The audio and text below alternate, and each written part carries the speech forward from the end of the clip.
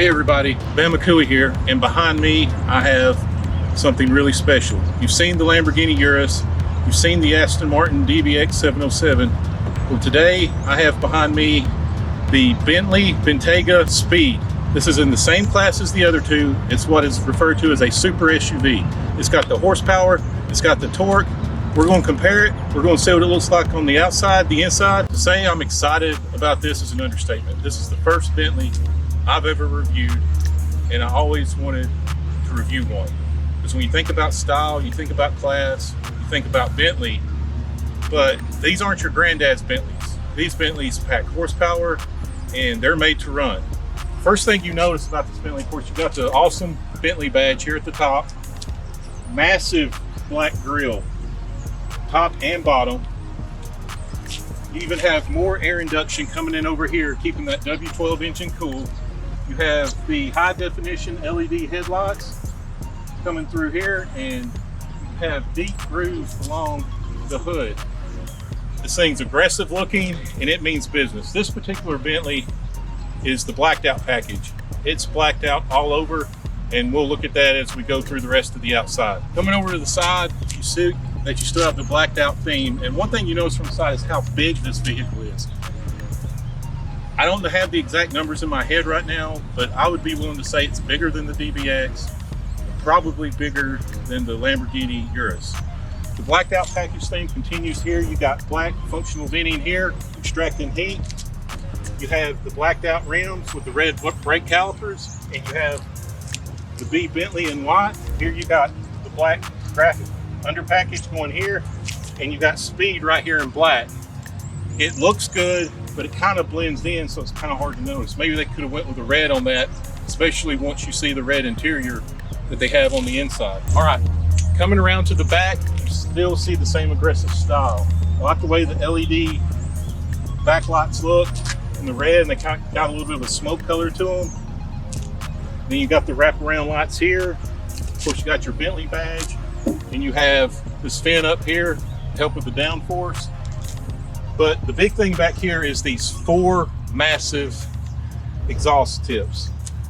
These things are huge and they sound amazing, and it definitely lets you know you're in a W12. Looking at the key fob, as you can see, you got Bentley right there.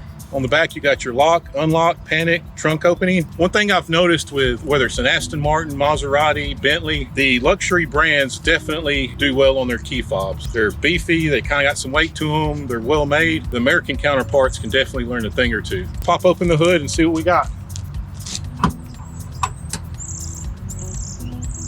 So as you can see, this is, at the end of the day, an SUV. Granted, it's got 640 something horsepower, but it is an SUV. So you do have plenty of storage. The seats do fold down. You do have this cover. So you do have underneath storage under here.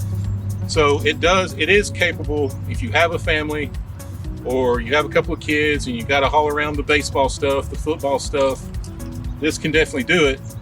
It'll just get you there a lot quicker and in a lot more style than most of the other families' SUVs will. Here's the business end and what everybody wants to see, the W12 engine. Now it is covered up, but you have W12 here, you got Bentley up there, and a little bit of engineering and history lesson on this particular engine. Volkswagen created the W12 engine back in 2001, and it was a concept based on their VR6 engine, where they spliced the angles of the V6 at 15 degrees instead of 60 or 90. This allowed them to fit the V6 into a 4-cylinder engine bay, so they were able to basically crank up the horsepower on some of their smaller cars by offering a V6 versus the 4-cylinder. So what do? You have two V6s, pair them together, give them the same drive shaft, and you come out with the W12. Just imagine this is a very simplistic way of putting it. But put your hands up in a V like this, and then when you pair them together, you get the W. There's your W12. This particular engine cranks out 626 horsepower and 664 pound-feet of torque. 0 to 60 in 3.1 seconds, and it has a top speed of 190 miles an hour. So think about that. You know, it's very comparable to the Urus Performante, to the DBX 707.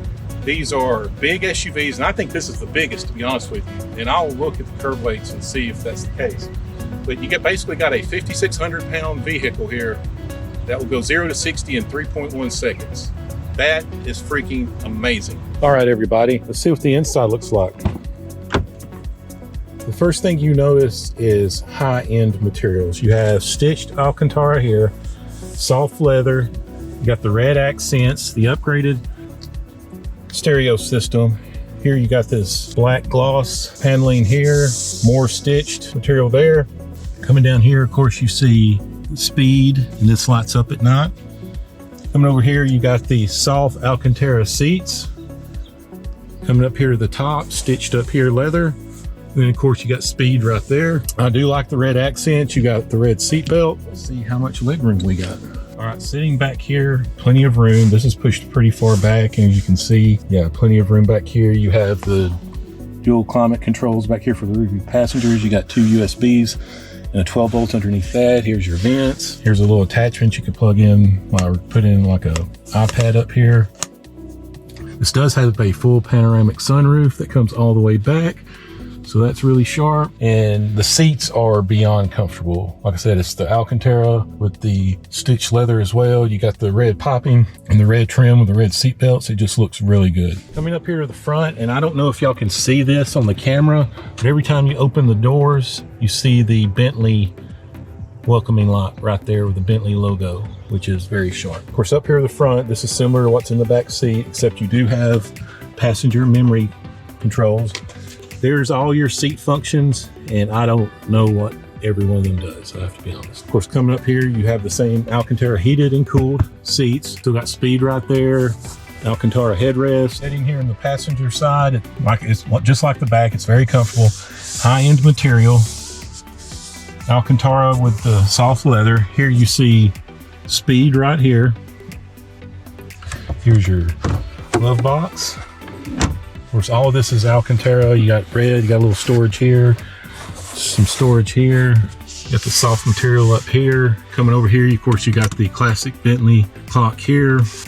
You have some USBs, the 12 volt, some storage here, a little bit more storage. 2 cup holders. Here's your wireless charging pad. I do like the Bentley gear shifter. And we'll go over the rest of this when I get in the driver's side.